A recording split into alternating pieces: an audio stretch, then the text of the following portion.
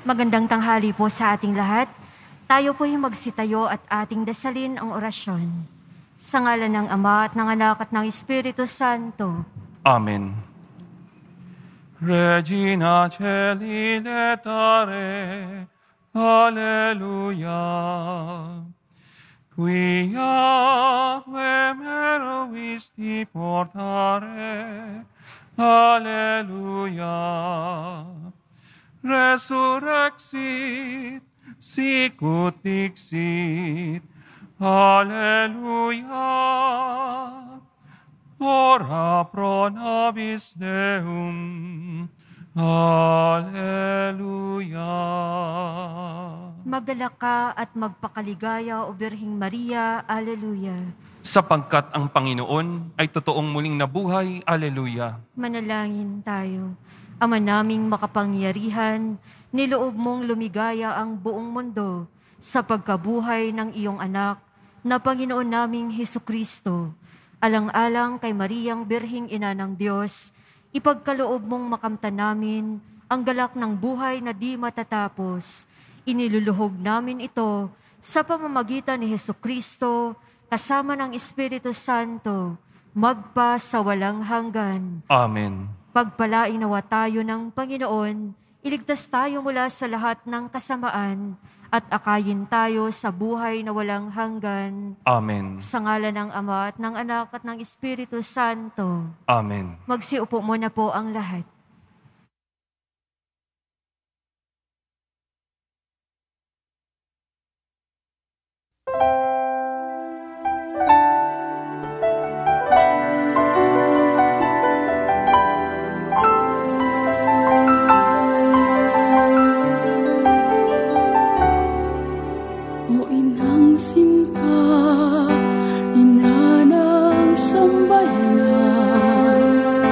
Salamat sa tunay mong pagkabay. Sana walang pag-asa, ika'y dumamay. Sa pagkakasala, liwanag kang dantay. Salamat, salamat, Ina naming banal. Kapiling si Jesus, kalong ng iyong kamay, kagandahang loob mo'y namamagitan. Hele ang ginhawa at kaligayahan. Awat habag, kintal sa iyong larawan, kumakandili o inang mapagmahal. Bukas palad ka sa nangangailangan, karamay ng nakalupaypay na bayan. Salamat, salamat, Ina naming banal. Kapiling si Jesus, kalong ng iyong kamay, kagandahang loob mo'y namamagitan. Hele ang ginhawa at kaligayahan. Mata mo'y tuon sa aming kahirapan, parating nyo'y saklolo at sa sandigan. Sa iyong malasakit, Inang nagmamahal, binabakas mo pag-asang sisilong. O Ina, dinadakila ka ng tanan. Sa kawalang pag-asa, ika'y karamay. Sa aming pagkadapa, handog iyong kamay upang ibangon sa landas ng katwiran. Kasama ka namin sa kabigatian, kamanlalakbay sa mabatong daanan.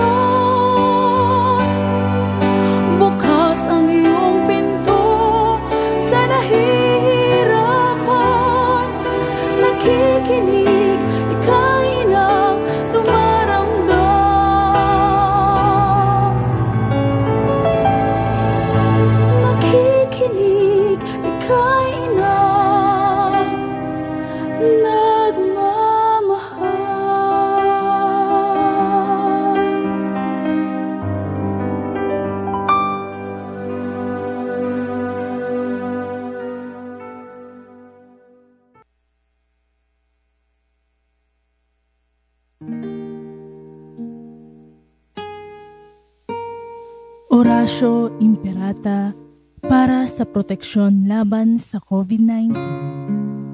Mahabaging at mapagmahal na Ama, nagsusumamo kami sa inyo upang hilingin ang inyong patnubay laban sa COVID-19 na nagpapahirap sa marami at kumitil na ng maraming buhay.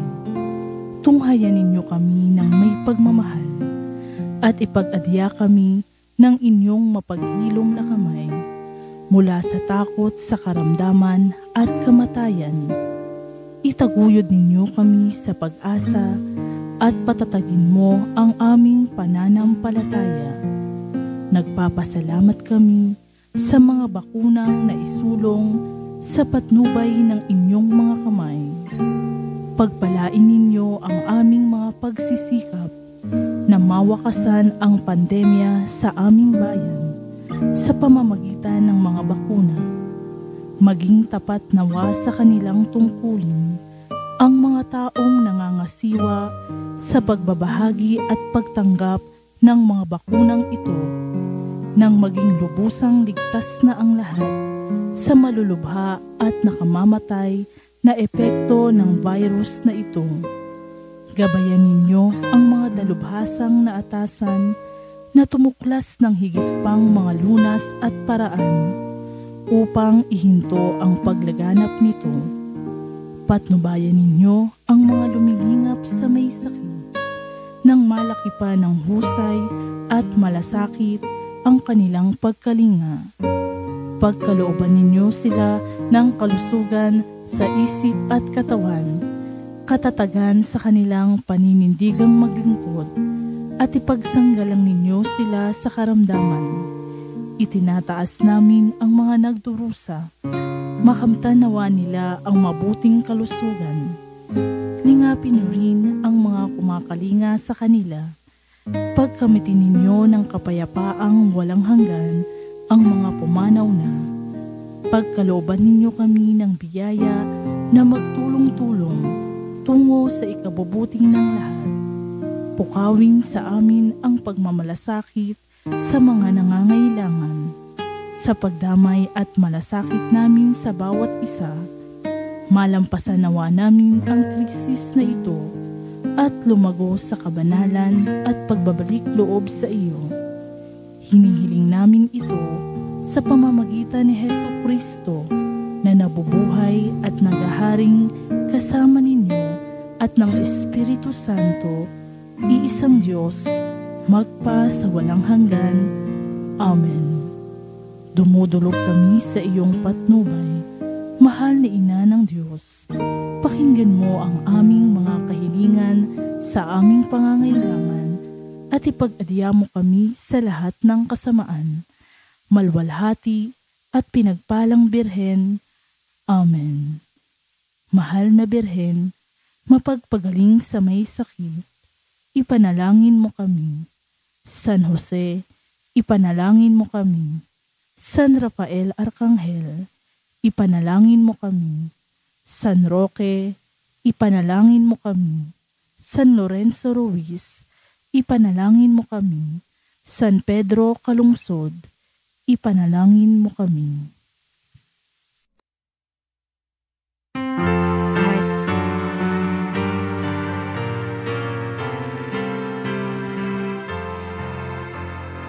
Kristo ay muling nabuhay, nanaig sa kamatayan.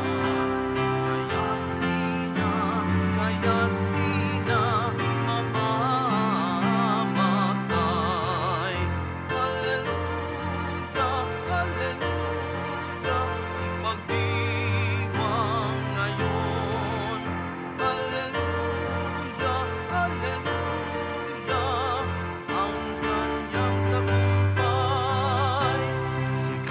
ay muling nabuhay, nanaig sa kamatayan.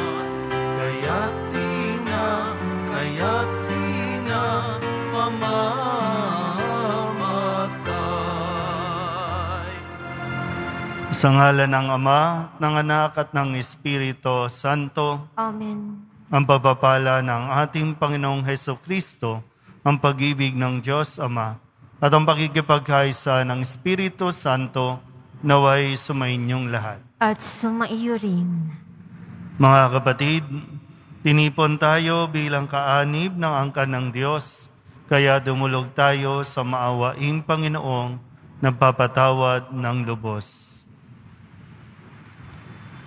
Sinugong tagapagpagaling sa mga nagsisisi, Panginoon, kaawaan mo kami. Panginoon, kaawaan mo kami. Dumating na tagapag-anyayang mga makasalanan ay magsisi, Kristo, kaawaan mo kami. Kristo, kaawaan mo kami. Nakaluklok ka sa kanan ng Diyos Ama para ipamagitan kami. Panginoon, kaawaan mo kami. Panginoon, kaawaan mo kami. Kaawaan tayo na makapangyarihang Diyos, patawarin tayo sa ating mga kasalanan at patnubayan tayo sa buhay na walang hanggan. Amen. Manalangin tayo. Ama naming makapangyarihan, pinananauli mo at pinahahalagahan ang wagas na katapatan. Itaguyod mo ang aming kalooban upang sa paghango mo sa amin sa dilim ng alinlangan, kami huwag mawalay sa liwanag mong maaasahan sa pamamagitan ni Heso Kristo, kasama ng Espiritu Santo, magpasawalang hanggan. Amen. Magsiupo na po ang lahat. Pagbasa mula sa mga gawa ng mga apostol. Noong mga araw na iyon, may ilang taong dumating sa Antioquia mula sa Judea at tinuro sa mga kapatid ang ganito: kapag hindi kayo nagpatuli ayon sa kautusan ni Moises, hindi kayo maliligtas. Tinutulan ito ni na Pablo at Bernabe at naging mainitan ang kanilang pagtatalo tungkol dito. Kaya't napagkaisahang papuntahin sa Jerusalem sina Pablo at Bernabe at ang ilan pang kapatid sa Antioquia upang makipagkita sa mga apostol at sa matatanda tungkol sa suliraning ito. Sinugo nga nila ng simbahan at pagdaan nila sa Phoenicia at Samaria, ibinalita nila ang pagkahikayat sa mga hentil. Ito'y labis na ikinagalak ng mga kapatid. Pagdating sa Jerusalem, malugod silang tinanggap ng mga apostol, ng matatanda at ng buong simbahan, at isinalaysay nila ang lahat ng isinagawa ng Diyos sa pamamagitan nila. Ngunit tumindig ang ilang mananampalatayang kabilang sa pangkat ng mga Pariseyo. At ang sabi nila, kailangang tuliin ang mga hintil na sumasampalataya at utusang tumupad ng kautusan ni Moises. Nagpulong ang mga apostol at ang matatanda upang pag-aralan ang suliraning ito. Ang salita ng Diyos. Salamat sa Diyos. Masaya tayong papasok sa tahanan ng poong Diyos. Masaya tayong papasok sa tahanan ng poong Diyos. Ako ay nagalak sa sabihing ganito, sa bahay ng poon ay pumasok tayo. Sama-sama kami matapos sapitin ang pintuang lungsod nitong Jerusalem. Masaya tayong papasok sa tahanan ng poong Diyos. Yaong Jerusalem, kay ganda ng anyo, maganda ang ayos ng muling matayo. Dito umaahon ang lahat ng angkan, lipi ni Israel, upang magsambahan. Masaya tayong papasok sa tahanan ng poong Diyos. Ang hangad, ang poon ay pasalamatan, pagkat ito'y utos na dapat gampanan. Doon din naroon ang mga hukuman at trono ng haring hahatol sa tanan. Masaya tayong papasok sa tahanan ng poong Diyos. Magsitayo po ang lahat.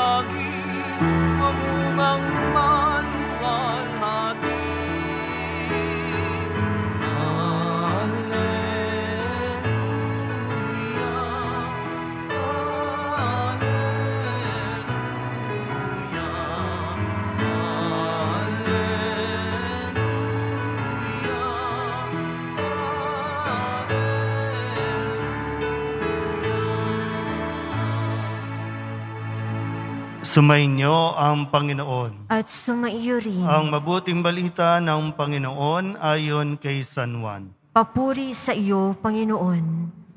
Noong panahong iyon, sinabi ni Jesus sa kanyang mga alagad, "Ako ang tunay na puno ng ubas at ang aking Ama ang tagapag-alaga. Pinuputol niya ang bawat sangang hindi namumunga at kanya namang pinuputulan at nililinis ang bawat sangang namumunga upang lalong dumami ang bunga. Nalinis sa kayo sa pamamagitan ng salitang sinabi ko sa inyo. Manatili kayo sa akin at mananatili ako sa inyo. Hindi makapamumunga ang sangang hindi nananatiling nakakabit sa puno. Gayundin naman, hindi kayo makapamumunga kung hindi kayo mananatili sa akin. Ako ang puno ng ubas, kayo ang mga sanga. Ang nananatili sa akin at ako sa kanya, ang siyang namumunga ng sagana, sapagkat wala kayong magagawa kung kayo'y hiwalay sa akin. Ang hindi nananatili sa akin ay itatapon at matutuyo gaya ng sanga. Ang gayong mga sanga ay titipunin at susunugin. Kung nananatili kayo sa akin at nananatili sa inyo ang salita ko, hingin ninyo ang inyong maibigan at ipagkakaloob sa inyo. Napararangalan ng Ama kung kayo'y namumunga ng sagana, at sa gayoy napatutunayang mga alagad ko kayo." Ang mabuting balita ng Panginoon. Pinupuri ka namin, Panginoong Hesukristo. Magsiupo na po ang lahat. Isang magandang araw po sa inyong lahat. Ganon din po sa mga OFW, mga Filipino na naninirahan sa iba't ibang bansa na nakasubaybay sa atin at nakikisa sa misang ito via Facebook Live or YouTube. Kamusta po ang inyong mga buhay-buhay? Mas maganda kasi yung medyo tinitingnan din natin at sinusuri, kamusta po ba tayo sa panahon ng pandemya? Lumalago ba tayo? Kasi buong mundo naman po nakakaranas ng epekto ng pandemya. Yung iba ay problema talaga yung kanilang pagtingin sa pandemya. At dahil problema, ano ba ibig sabihin? Dahil problema, talagang namumblema sila. Pero may iba na hindi lang basta problema ang tingin sa pandemya, kundi isang magandang pagkakataon o opportunity. Lalong-lalo na pagdating sa aspeto ng pagpapatibay ng relasyon. Dati kasi, watak-watak tayo, lalo na ang mga pamilya. Hindi konektado ang pamilya kasi halos lahat sa pamilya nagtatrabaho. So bihira na lang magkita, bihira na lang magkasama-sama o magsabay-sabay kumain. Hindi na nagsasabay-sabay kumain, hindi rin nagsasabay-sabay magdasal, hindi rin nagsasabay-sabay magsimba. Kasi nga, Lunes hanggang Linggo, busy sa paghahanap buhay. Ngayon, sabi ko, yung ibang tao, naging opportunity para sa kanila ang pandemyang ito, at ipinagpapasalamat nila dahil ngayon lang sila nagkasama-sama ng matagal. At ngayon lang nila din ulit nadidiscover ang isa't isa. Mas nakilala ng magulang ang anak, mas nakilala din at nakapaglaan na ng oras ang mga anak sa kanilang mga magulang. So, kung titingnan lang natin yung opportunities na mayroon sa panahong ito, magiging maganda ang resulta nito sa atin. Pero kung kabaliktaran ang pagtingin natin dito, hindi talaga tayo lalago. In reality, mayroong mga tao, pamilya, na gusto nang matapos ang pandemyang ito para makabalik na sila sa kanya-kanyang buhay na walang pakialamanan. Maganda yung mensahe. Di ba? Yung mensahe na stay connected dapat tayo. Gusto natin ang isang pamilyang lumalago, nagmamature. Paano natin magagawa yan kung kanya-kanya tayo? Lalo tigit, no? Kaya nga dito, itinuturo ni Jesus sa atin na dapat manatili tayo sa Kanya. Pero bago niya sinabi yon na manatili tayo sa Kanya, si Jesucristo, ang poong Jesus Nazareno, laging konektado sa Kanyang Ama. Di ba? So yung kung ano man yung itinuturo niya sa atin, yun ay dahil napakahalaga nito para sa atin. Walang magagawa ang anak kung hiwalay siya sa ama. Kaya nga sinasabi rin niya, wala tayong magagawa kung wala tayo sa Kanya. So, sabi niya, manatili kayong nakakabit, manatili kayo sa akin. Ako ang puno, kayo ang sanga. Pag nawala ang sanga, mawawalan tayo ng buhay. So, ito yung mensahe na hindi siya nagmamakaawa sa atin na manatili dahil malulungkot siya, dahil magiging matamlay siya, dahil mawawalan siya. Hindi nga tayo kawalan sa Kanya pag pinili nating umalis. Malaking kawalan sa atin kapag nawala tayo sa Diyos. So mas piliin natin manatili sa Diyos. Mas piliin natin manatili sa tamang tao. Mas piliin natin manatili sa pamilya. Yung maganda tingnan ngayon, no? Nasa tamang tao ka ba?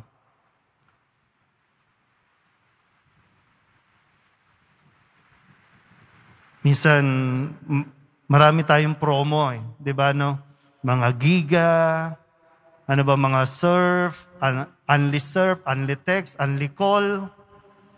Kasi gusto natin, lagi tayong konektado sa tao. Konektado sa kung ano mang nangyayari sa paligid. Pero dun ka ba talaga dapat talagang konektado 24/7? Mawalan lang ng internet, parang ang dami nang nade-depress.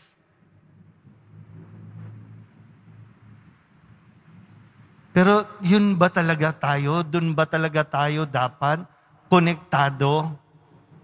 Dapat natin tingnan, nandito ba tayo sa tama na dapat doon tayo hindi nawawalan ng communication, hindi nawawalan ng connection.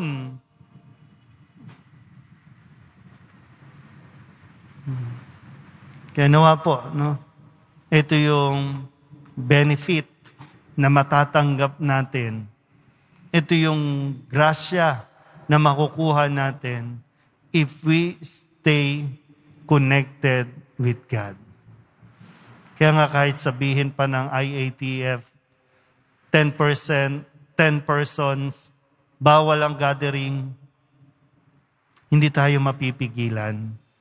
Kailangan nating gumawa ng paraan, maging connected pa rin sa Diyos. Kaya nga ngayon, tinatanggap natin, okay lang po yan. Hindi kayo makalabas, bawal, may sakit kayo. Naiintindihan natin yan. Stay at home. Pero hindi ibig sabihin, wala na tayong connection sa Diyos. Merong misa online. Iba't ibang oras, iba't ibang timeline, mayroong misa online. Nakakatawa po minsan yung mga comments po ng mga nanonood sa online kasi sabi nila, yung mga nagme-message po dito sa Quiapo, nagpapasalamat sila kasi dahil sa pandemyang ito, doon sila natutong magsimba ng sabay-sabay bilang pamilya. Doon sila nakapakinig ng salita ng Diyos. Kung hindi pa, siyempre hindi naman natin hinahangad, no? Pero sabi nila, kung hindi pa kami nagkasakit, siyempre pag may sakit, quarantine, wala ka na ibang gagawin sa kwarto eh. Kung hindi pa kami na-quarantine, hindi namin malalaman na may misa pala online. Kasi puro nga tayo trabaho eh. Busy-busy tayo eh. So mayroong magandang opportunities na mangyayari sa atin. Basta manatili lang tayo sa Diyos. Kahit sa tingin natin parang ang tagal-tagal na nito. No? Kaya nga yung panawagan natin sa IATF, maging sa gobyerno, yung kahalagahan ng misa para sa atin. Hindi ito para sa aming mga pari. Kahit kami mga pari, kailangan manatili kaming konektado o connected sa Diyos. Kung puro misa lang kami ng misa, baka trabaho na ito para sa amin. Hindi ganun eh. Kaya nga kahit pagkatapos ng misa, kailangan ang buhay namin konektado pa rin sa mga salita o aral ng Diyos. Kasi pag tumayo na kami dito, ang sinasabi ba namin dito, nakakatulong sa inyo para manatili sa Diyos? O pag tumatayo kami dito, ang sinasabi namin, nagtutulak sa inyo para lumayo sa Diyos? Meron tayong responsibilidad sa bawat isa. Yung kwento natin sa unang pagbasa, di ba? Si Paul, si Barnabas, may mga pagtatalo-talo. No? Tuli o hindi tuli, sino bang may karapatan? Pero dahil kay Paul, kay Barnabas, sa turo na natutunan nila mula kay Kristo, sa mga aral na ibinigay ni Kristo, kaya mas naging matibay ang samahan, ang relasyon ng bawat isa sa pagpupuri sa Diyos. Nawa ganun din ang mas umiral sa panahong ito. Amen? Magsitayo po ang lahat.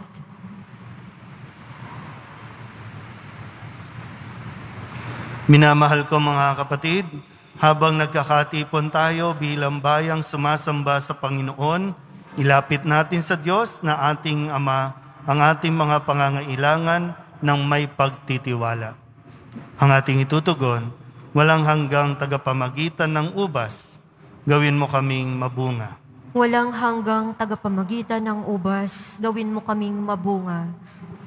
Ang pagkakaisang nagmumula kay Kristo, ang tunay na puno ng ubas, naway makahikayat sa lahat ng Kristiyano sa kanyang simbahan.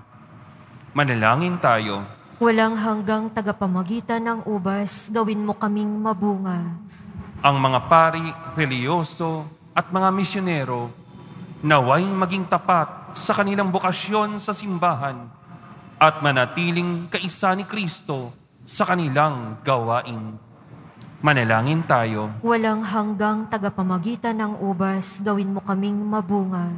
Ang mga nagdaranas ng mga pagsubok at kahirapan sa buhay, naway manatiling tapat kay Kristo at sa kanyang ebanghelyo. Manalangin tayo. Walang hanggang tagapamagitan ng ubas, gawin mo kaming mabunga. Nawa tuluyan ng matapos ang salot na dulot ng COVID-19 na nagpapahirap sa marami. Bigyan nawa ng sapat na lakas ang mga kumakalinga sa mga may sakit sa ating bansa at sa buong mundo. At tulungan tayong magsumikap sa pananampalataya. Manalangin tayo. Walang hanggang tagapamagitan ng ubas, gawin mo kaming mabunga. Idulog din natin sa Panginoon ang ating mga personal na kahilingan at mga panalangin para sa ating mga pamilya. Ganon din ang lahat ng mga misang pasasalamat, espesyal na intensyon at mga kaluluwa na hinihiling na ipagdasal sa oras na ito. Ang lahat ng ito inihiling namin sa ngalan ni Kristong aming Panginoon. Amen. Magsiupo na po ang lahat.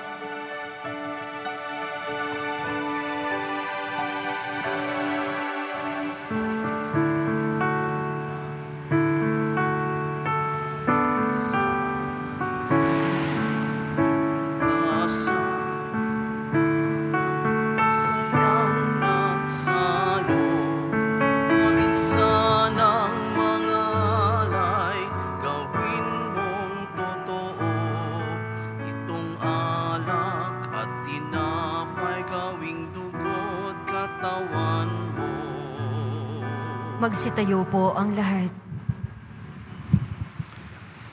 Manalangin kayo mga kapatid upang paghahain natin ay kalugdan ng Diyos Amang makapangyarihan. Tanggapin nawa ng Panginoon itong paghahain sa iyong mga kamay, sa kapurihan niya at karangalan, sa ating kapakinabangan at sa buong sambayanan niyang banal. Ama naming lumikha, ipagkaloob mong kami ay laging magalak sa pagdiriwang ng Pasko ng pagkabuhay ng iyong anak, upang ang ginagawang patuloy na pagsagip sa amin ay maging sanhi ng aming ligayang walang maliw.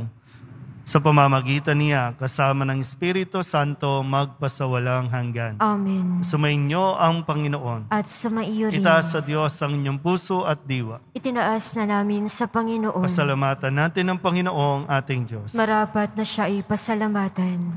Ama naming makapangyarihan, tuningang marapat na ikaw ay aming pasalamatan. Ngayong ipinagdiriwang ang paghahain ng Mesiyas, ang maamong tupa na tumubos sa aming lahat. Ang katawan ng anak mong sa krus sa bayubay ay handog ng pag-ibig na walang kapantay. Ito ang paghahaing ganap mong kinalugdan. Ito ang nilonggati ng dating pag-aalay. Ang buong sarili ng anak mong si Jesus ay inihain sa iyo upang kami matubos. Siya ang dambana at paring naghahandog. Siya pa rin ang tupang handog na ibinukod. Kaya kaysa ng mga anghel na nagsisiawit ng papuri sa iyo nang walang humpay sa kalangitan, kami nagbubunyi sa iyong kadakilaan. Santo, Santo, Santo, Panginoong Diyos ng mga hukbo, napupuno ang langit at lupa ng kadakilaan mo, hosana sa kaitaasan. Pinagpala ang naparirito sa ngalan ng Panginoon, hosana sa kaitaasan. Magsiluhod po ang lahat. Ama naming banal, ikaw ang bukal ng tanang kabanalan, kaya't sa pamamagitan ng iyong Espiritu, gawin mong banal ang kaloob na ito upang para sa aming maging katawan at dugo ng aming Panginoong Hesukristo. Bago niya pinagtiis ang kusang loob na maging handog, inawakan niya ang tinapay, pinasalamatan kaniya, pinaghati-hati ni iyon, iniabot sa kanyang mga alagad at sinabi, tanggapin ninyong lahat ito at kanin, ito ang aking katawan na ihahandog para sa inyo.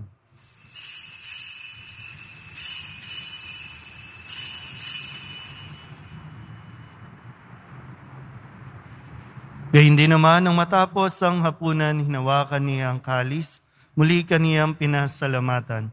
Inabot niya ang kalis sa kanyang mga alagad at sinabi, tanggapin ninyong lahat ito at inumin. Ito ang kalis ng aking dugo, ng bago at wala hanggang tipan. Ang aking dugo na ibubuhos para sa inyo at para sa lahat, sa ikapagpapatawad ng mga kasalanan. Gawin ninyo ito sa pag-alaala sa akin.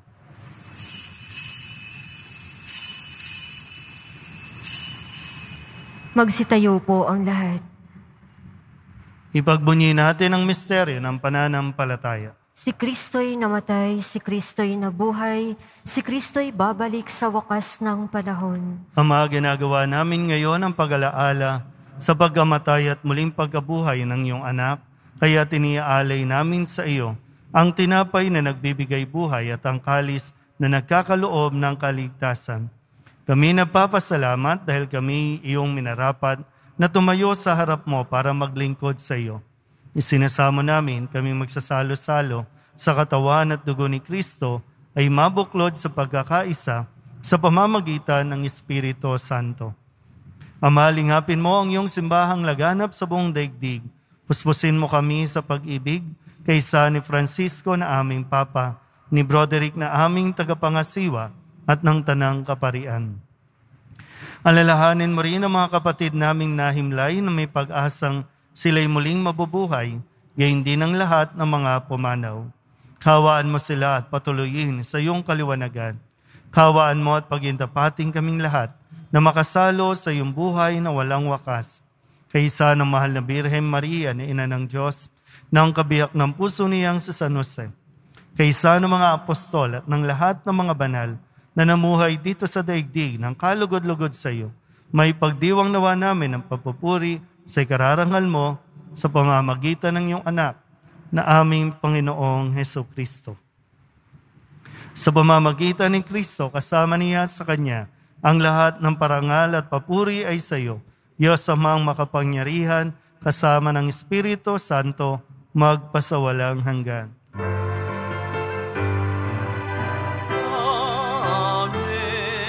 Amen. Amen. Amen. Buong kababaang loob tayong tumawag sa ating Panginoon ng Ama namin. Ama namin, Sumasalangit ka, sambahin ang ngalan mo, mapasa amin ang kaharian mo, sundin ang loob mo dito sa lupa para nang sa langit.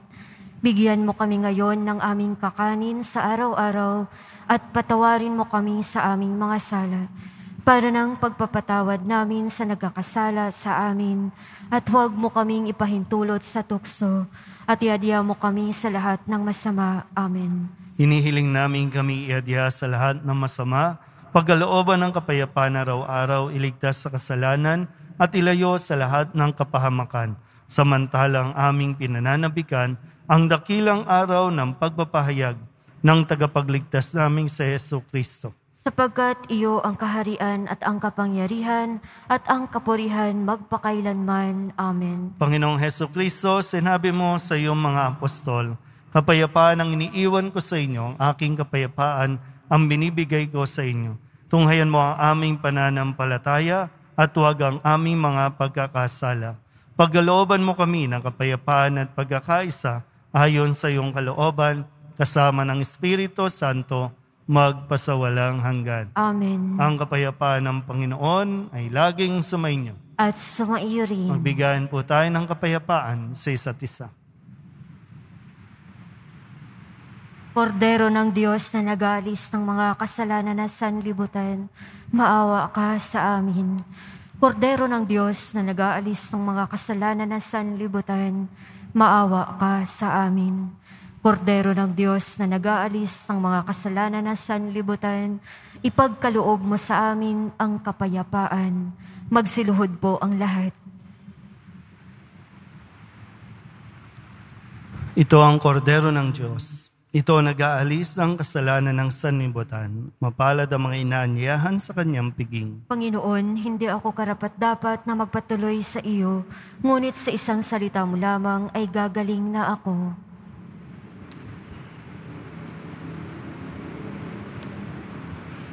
Katawan ni Kristo. Amen.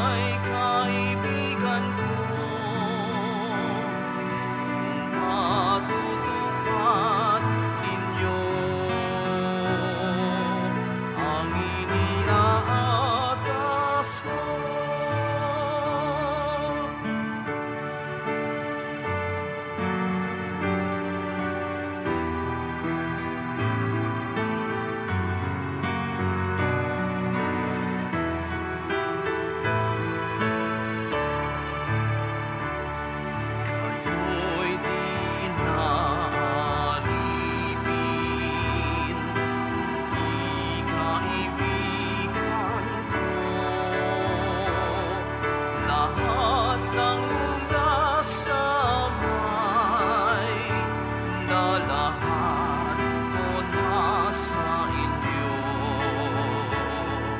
Kayo'y hinirang ko, di ako ang hinirang nyo. Loob kong umayo kayo at magbunga ng ibayo. Ito na ang siyang utos ko, nabilin ko sa inyo. Magmahalan kayo, magmahalan kayo. Paalaala, pagkatapos po ng misa, wiwisikan po ang lahat ng banal na tubig. Pinakikiusapan po ang lahat na manatili lamang po kayo sa inyong mga lugar. Pagkatapos ng pagwiwisik, mangyari lamang po na maupo muna ang lahat ng nasa loob ng simbahan at hintayin pong banggitin ang kulay ng inyong inuupuan bago po kayo lumabas ng simbahan. Nang sa gayon, maiwasan ang siksikan sa mga pintuan ng simbahan at panatilihin din po natin ang physical distancing. Maraming salamat po sa inyong pagdalaw at pagsisimba sa Minore Basilica ng Itim na Nazareno. Magsitayo po ang lahat. Manalangin tayo. Ama naming mapagmahal, ang aming mga pagluhog ay iyong pakinggan para sa pagkakamit ng iyong tulong sa amin araw-araw at para sa pagkakaloob ng ligayang walang katapusan na pawang idinudulot ng banal na pakikinabang sa pagdiriwang ng pagpapalitan ng iyong bigay at aming alay sa pamamagitan ni Hesukristo kasama ng Espiritu Santo magpasawalang hanggan. Amen. Kung mapapansin niyo po, mayroon po mga pictures dyan po sa baba ng screen sa magkabilang side po. Yan po yung mga pictures, mga larawan ng mga staff dito sa Quiapo. At ang ilan po yung mga miyembro ng mga ministries and organizations na inaalala po natin. Sila po ay mga namatay sa panahong ito ng pandemya. Kung may papakita natin sa screen, yung camera natin para makita dun sa ating Facebook Live, na yung mga pictures, yan po, mga staff and members ng organization na namatay sa panahong ito ng pandemya. Medyo wala lang yung ating cameraman. Sa labas naman po, sa may Plaza Miranda, meron po tayong memorial wall kung saan inaanyayahan po namin kayo dahil marami po ang namatay sa panahong ito ng pandemya na hindi natin napuntahan, hindi natin nabasbasan. Maaari nyo pong isulat yung mga pangalan ng mga namatay sa panahong ito ng pandemya. So meron po doon mag-a-assist sa inyo, at least sa mga susunod na araw po, bago kayo mapasok, para maisama po natin sila sa gagawing pag-aalay ng panalangin para sa mga namatay. Hindi lang po sa Pilipinas, sa buong mundo. No, ito po ay gaganapin sa Huwebes at 7 p.m. po ng gabi.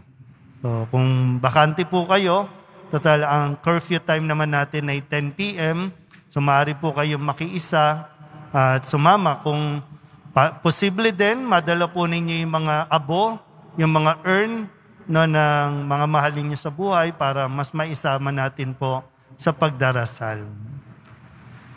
Sumainyo ang Panginoon. At sumaiyo rin. Manalangin tayo para sa pagbabasbas.